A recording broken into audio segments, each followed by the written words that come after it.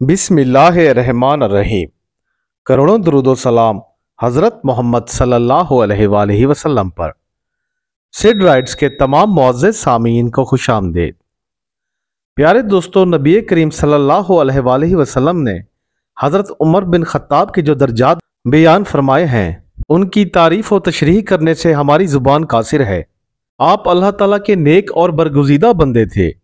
दोस्तों, हज़रत उमर बिन ख़त्ताब अशरा मुबशरा में शामिल हैं और इस्लाम के दूसरे खलीफा भी हैं।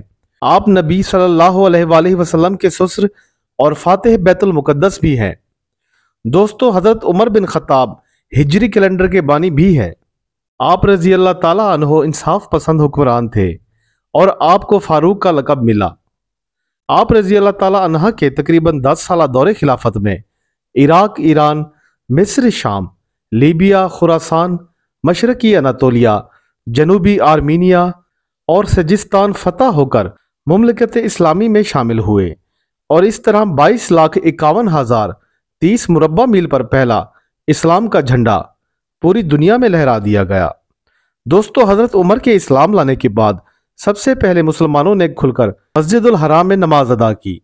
हज़रत अब्दुल्ला बिन मसूद ने कहा है कि हज़रत उमर के इस्लाम लाने के बाद फिर हमें हमेशा इज्जत और नुसरत ही मिली।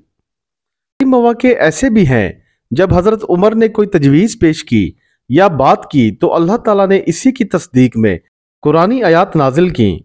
दोस्तों, नबी पाक सल्लल्लाहु अलैहि वसल्लम ने फरमाया, ए इब्ने ख़त्ताब, उस ज़ात की कसम कि जिसके हाथ में मेरी जान है, अगर शैतान तुम्हें कहीं रस्ते पर चलता देखता है तो वो उसे छोड़कर किसी दूसरे रास्ते पर भाग निकलता है। आप सल्लल्लाहु अलैहि वसल्लम ने यह भी फरमाया कि मैंने ख्वाब देखा कि कुछ लोग मेरे सामने पेश किए गए जो कमीज पहने हुए थे।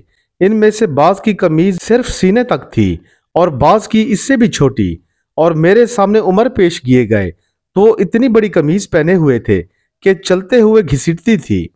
ये सुनकर सहाबा कराम ने अर्ज किया, या रसूल अल्लाह, आपने इसकी क्या ताबीर ली? तब नबी करीम सल्लल्लाहु अलैहि वसल्लम ने फरमाया कि इससे मुराद दीन है।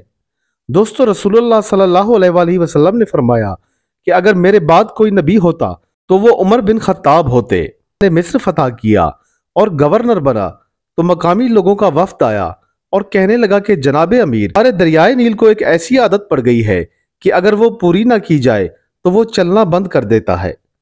उमरू ने पूछा कि वो क्या है? वो लोग कहने लगे कि हर महीने की 12 रातें गुजर जाने के बाद हम एक नौजवान दोशीज़ा को तलाश करके उसके वालिदैन को राजी करते हैं और उसे बेहतरीन कपड़े और जेवरों से आरास्ता करके दरिया में डाल देते हैं। इसके बाद दरियाए नील खूब बहने लगता है। हजरत उमरू ने कहा कि इस्लाम में ऐसा नहीं हो सकता। उन लोगों ने जब ये बात सुनी तो ये वफ्द ये बात सुनकर चला गया, लेकिन अक्सर ऐसा ही होता रहा। वक्त गुजरता गया लेकिन दरिया न बहा और उन लोगों ने दरियाए नील को कुर्बानी न दी। तब दरियाए नील भी ना बहा और लोग वहां से दूसरे मकामात की तरफ हिजरत करने लगे। हजरत उमरू ने यह देखा तो खत लिखकर हजरत उमर से मशवरा तलब किया। हजरत उमर ने जवाब में लिखा कि तुमने ठीक कहा, इस्लाम वाकई पुरानी जाहिलाना रस्मों को मुनहदिम करता है। मैं तुम्हारे पास एक पर्चा भेजता हूँ, उसे दरियाए नील में डाल देना। हजरत उमरू ने जब पर्चा खोलकर देखा तो उसमें लिखा था कि अल्लाह के बंदे अमीरुल मोमिनीन उमर की तरफ से मिस्र के दरियाए नील के नाम अगर तू अपनी मर्जी से बहा करता है तो बहना बंद कर दे, और अगर खुदाए वाहिदो कहार तुझे चलाता है तो हम उसी खुदाए वाहिदो कहार से दुआ करते हैं कि वो तुझे बहने पर मजबूर कर दे। हजरत उमरू ने यह पर्चा दरिया में डाल दिया। जब सुबह को जाकर देखा तो दरियाए नील पूरी आबोताब के साथ बह रहा था। हजरत अयास बिन सलमा अपने वालिद हजरत सलमा से नकल करते हैं कि उन्होंने कहा, एक मर्तबा हजरत उमर बाजार से गुजरे, उनके हाथ में कूड़ा था और आहिस्ता से मुझे मारा। इसकी वजह से मेरे कपड़े थोड़े गंदे हो गए और फरमाया रास्ते से हट जाओ। जब अगला साल आया तो उनकी फिर मुझसे मुलाकात हुई। उन्होंने मुझसे कहा, ए सलमा, क्या तुम्हारा हज का इरादा है?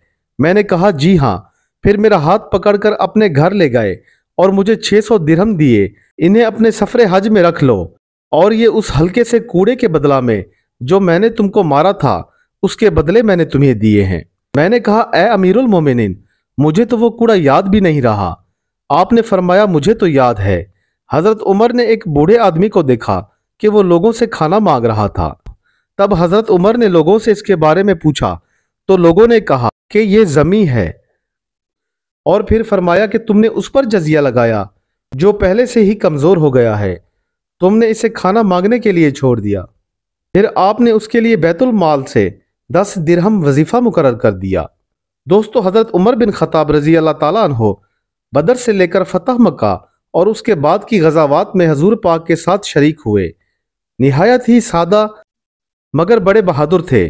آپ رضی اللہ تعالیٰ عنہ نے پیوند لگے کپڑے پہنے، راتوں کو پہرا دیا، عدل و انصاف کا علم بلند کیا، خود سامان کی بوری اٹھائی اور غلاموں کو سواری پر سوار رکھا۔ پیارے دوستو، حضرت عمر بن خطاب پہلے فاتح بیت المقدس ہیں، اور آپ کے دور خلافت میں اسلامی سلطنت 22 لاکھ مربع میل پر محیط تھی۔ آپ کا اسم گرابی عمر، لقب فاروق اور کنیت ابو حفص تھی۔ پیارے دوستو، حضرت عمر رضی اللہ عنہ کا نسب اور پشت سیدنا محمد صلی اللہ علیہ وآلہ وسلم سے ملتا ہے۔ آپ کی ولادت الفیل کے 13 سال بعد ہوئی اور آپ 27 سال کی عمر میں مشرف با اسلام ہوئے۔ چونکہ نبی کریم صلی اللہ علیہ وآلہ وسلم سیدنا عمر بن خطاب کے اسلام قبول کرنے کے لیے بہت دعا فرمایا کرتے تھے، اس لیے سیدنا عمر فاروق رضی اللہ تعالیٰ عنہ کے اسلام لانے پر نبی پاک بہت خوش ہوئے اور اپنی جگہ سے چند قدم آگے چل کر آپ کو گلے لگا لیا۔ دوستو، نبی پاک صلی اللہ علیہ وآلہ وسلم نے حضرت عمر کے سینہ مبارک پر اپنا دست نبوت پھیر کر دعا دی کہ اللہ آپ کے سینہ سے کینہ و عداوت کو نکال کر ایمان سے بھر دے۔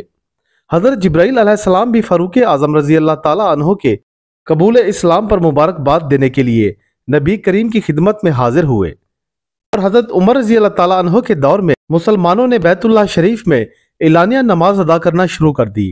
آپ وہ واحد صحابی ہیں جنہوں نے سب سے پہلے اعلانیہ اسلام قبول کیا، اعلانیہ طور پر ہجرت فرمائی۔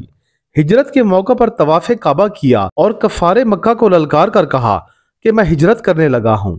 یہ مت سوچنا کہ عمر چھپ کر بھاگ گیا ہے، جسے اپنے بچے یتیم اور بیوی بیوہ کرانی ہو وہ آ کر مجھے روک لے، مگر کسی میں ہمت نہ ہوئی کہ آپ کے بالمقابل آتا۔ دوستو، ہجرت کے بعد سیدنا فاروق اعظم رسول اللہ کے ساتھ مائیت میں رہے۔ غزوہ بدر میں اپنے حقیقی ماموں عاص بن ہشام کو اپنے ہاتھ سے قتل کیا۔ غزوہ احد میں انتشار کے باوجود آپ نے اپنا مورچہ نہیں چھوڑا۔ غزوہ خندق میں خندق کی ایک طرف کی حفاظت آپ کے سپرد تھی۔ بعد ازاں بطور یادگار یہاں آپ کے نام پر ایک مسجد تعمیر کی گئی۔ غزوہ بنی مطلق میں سیدنا فاروق اعظم نے ایک کافر کو جاسوسی کرتے ہوئے پکڑ لیا اور اسے اہم معلومات دریافت کر کے قتل کر دیا۔ آپ کے اسی اقدام کی وجہ سے کفار پر دہشت طاری ہو گئی۔ دوستو، ایک اور موقع پر غزوہ خیبر میں رات کے پہرے کے دوران آپ نے ایک یہودی کو گرفتار کیا اور نبی صلی اللہ علیہ وآلہ وسلم کی خدمت میں لے آئے۔ اس سے حاصل شدہ معلومات ہی فتح خیبر کا بہترین ذریعہ ثابت ہوئیں۔ غزوہ حنین میں مہاجرین صحابہ کی سرداری حضرت عمر رضی اللہ تعالیٰ عنہ کو مرحمت کی گئی۔ فتح مکہ کے بعد حضرت عمر نے نبی پاک صلی اللہ علیہ وآلہ وسلم سے عمرہ یا اعتکاف کی اجازت طلب کی تو نبی صلی اللہ علیہ وآلہ وسلم نے اجازت کے ساتھ فرمایا، اے میرے بھائی، اپنی دعا میں ہمیں بھی شریک رکھنا اور ہمیں بھول نہ جانا۔ دوستو، عمر رضی اللہ تعالیٰ عنہ فرمایا کرتے تھے کہ نبی صلی اللہ علیہ وآلہ وسلم کے اس مبارک جملہ کے عوض اگر مجھے ساری دنیا بھی مل جائے تو میں خوش نہ ہوں گا۔ آپ کی بہادری اور جرأت کے چرچے پورے عرب میں مشہور تھے۔ آپ بہت ہی جلال والے تھے۔ آپ کافروں اور منافقینوں سے شدید نفرت رکھتے تھے۔ ایک دفعہ ایک یہودی اور منافق کے مابین حضور صلی اللہ علیہ وآلہ وسلم نے یہودی کے حق میں فیصلہ فرمایا، مگر منافق نے نہ مانا۔ آپ رضی اللہ تعالیٰ عنہ سے فیصلہ کے لیے کہا گیا۔ آپ کو معلوم ہوا کہ نبی پاک سے فیصلہ کرانے کے بعد دوسری مرتبہ مجھ سے فیصلہ کرانے کے لیے آیا ہے، تو آپ نے اس کو قتل کر کے فرمایا، جو میرے نبی کا فیصلہ نہیں مانتا، میرے لیے اس کا یہی فیصلہ ہے۔ دوستو، کئی مواقع پر حضور کریم صلی اللہ علیہ وآلہ وسلم کے مشورہ مانگنے پر جو مشورہ حضرت فاروق اعظم نے دیا، قرآن کریم میں اس کی بہترین مثال ملتی ہے۔